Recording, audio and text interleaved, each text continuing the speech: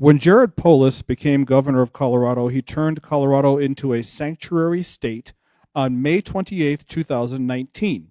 Governor Polis signed into law House Bill number 1124. That new law prohibited state and local law enforcement from honoring immigration detainers and requests submitted by the Immigration and Customs Enforcement, ICE.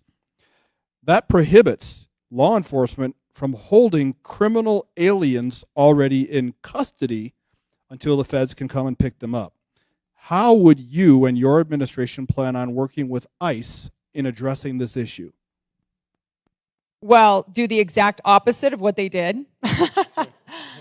Yeah, I mean, it's got to be done right away. We have to do everything we can to roll back that initiative of sanctuary state status. That's ridiculous. We've got to give ICE agents and law enforcement the tools and resources they need to do their jobs.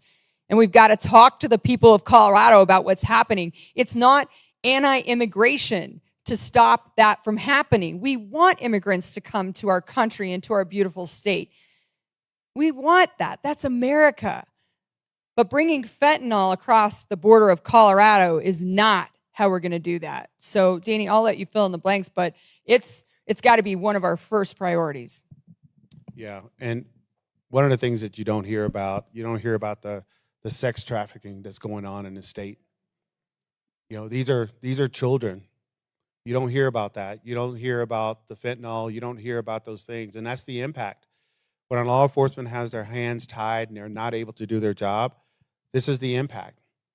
And the first thing that we will do is we'll listen to the professionals, because when you're going to pass a law that affects law enforcement, don't you think you want to listen to what they have to say? And how many times does Governor Polis make a promise and then break it? Because he said he wouldn't make this a sanctuary state, but then he broke his word. And he said he would get rid of all the loopholes for special interests, but then he broke his word. How many more times will we let Governor Polis tell us one lie and then break his word? He said he was going to make Colorado a top 10 place to live, the safest place to live. Well, it's not that. It's the third most dangerous place to live.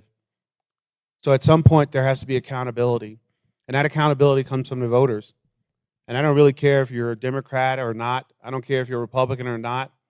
We have to hold our governor accountable. We have to hold the legislature accountable, because what they've done to our state has been on purpose. And instead of standing up and saying, we're sorry, we made a mistake, we're going to correct this, they're doubling down on it. And that's what this election is about. That's the only reason why I'm in this election. I'm not a politician. I'm a small business guy that came from the projects, who joined the Navy, who was honored enough to retire from the Navy as a Master Chief, so I know what hard work it looks like.